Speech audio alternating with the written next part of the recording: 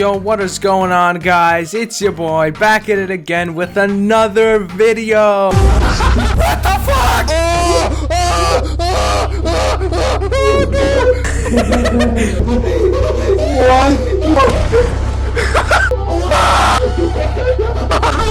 I hope you guys enjoyed that nice little video. What you just saw is basically how every single round goes in Content Warning. It's a simple co-op horror game where you film spooky stuff with your friends to try and go viral on SpookTube. That's literally the entire game. It blew up because of many similar reasons to why Lethal Company blew up, one of those being that it's extremely fun to play with friends. And Content Warning takes that above and beyond by letting you save the videos you made in-game onto your computer without requiring any recording software. Going back and rewatching clips after playing with friends is always fun, and the fact that this game's core mechanic is exactly that is a very unique concept that I've never seen before. But is the game good? That's what I hope to answer today. Content Warning is a game developed by Landfall Games. If the name sounds familiar, it's because they've made some other fairly well-known titles such as Totally Accurate Battle Simulator, Stick Fight the Game, Rounds, and even Cluster Truck. They're known for making video games that heavily rely on physics as a main mechanic, and honestly, some of them are pretty funny. But what they've never done before is make a horror game using those exact same wacky physics. So they went ahead and did just that. And on April 1st, the funny prank day, Content Warning got released to the public and it was free for the first 24 hours after its release. So me and a few friends grabbed it whilst it was free, we hopped on, and it was pretty fun. As I mentioned earlier, the basis of this game is extremely simple. You go to a spooky place called the Old World, you record scary things, and you profit off of ad revenue, a dream I could only wish for. The game's goofy characters combined with the scary atmosphere the Old World provides makes for a really interesting experience where one moment you'll be laughing about the ragdoll physics, then the next you'll be screaming at the top of your lungs because there's a terrifying creature crawling towards you. I really like this game's art style. The lobby area is full of bright and cute colors, and the Old World completely contrasts that by being fully monochrome. The only colors you'll see are the faces of your friends that they made using the game's ASCII face customizer. This feature is honestly great and also extremely customizable even with just a 3-character limit. You can input any key you want, rotate and scale it however you want, and if you're creative enough you might end up with a fire face. But you probably all know what I made. Hopping into the Old World, your oxygen bar starts depleting over time, basically being a timer that ensures you don't stay in there forever. Also, you can sprint in this game, but consider it useless unless you're getting chased by a monster, since the amount of energy your character has is equivalent to that of a small Twitch streamer. What I did like was the intentionally sloppy movement of your character. You go really slow walking backwards, so you're kind of forced to turn around from whatever's chasing you and just keep running. And even though the game gives you them for free, you don't really need flashlights. You can just crank your brightness up and everything will become way easier to see. The gameplay is the thing that bothers me the most about Content Warning, and it's really sad. Horror media manages to be terrifying if it knows how to build tension. But the problem with this game is that the tension can immediately be thrown out the window the moment you leave your ship by a random monster appearing in the first 2 seconds of your exploration. People compare this game to Lethal Company, but honestly, Lethal Company does tension so much better than this game by slowly spawning more and more monsters the more time you spend on a specific planet. With Content Warning, the creatures just have predetermined spawn locations, and sometimes they'll find you earlier than the developers probably intended. And if you get caught by one, it's basically over for you unless you somehow manage to get out, and the quirky physics make it even more annoying to escape. The trailer for Content Warning shows what this game should be, but in actuality, it's far from that. Whilst the camera you use for recordings is really well made and watching the recordings being played back is extremely silly, the amount of film the camera has is limited. And I mean limited. You don't have enough film to record the good stuff and throw some jokes in between. While recording yourself with your friends and exploring spooky places is always fun, the problem with this game is that is its only real selling point. The actual gameplay feels a little lackluster. You can't interact that much with the monsters, they either kill you or you run away. There's a slight lack of variety in the maps, making them a little unexciting exciting when you realize they don't change at all for 3 in-game days. And overall, there's just not much to do when it comes to playing the game. You explore the old world, you record some points of interest, and then you go back and rewatch the recordings with your friends and make bank. There's no incentive to try to separate from the group, because if you don't have the camera, there's nothing you can do to help your squad out, so it isn't all that scary. This also makes the game heavily rely on the cameraman to do a good job and actually get some good and funny footage to upload. On the other hand, everything related to recording and making videos is extremely well developed. You got equipment like microphones and soundboards to enhance the viewing experience, and they actually help with getting more views and comments. I also like how the viewers react to a lot of different things you wouldn't expect them to. They even react to just people on camera, just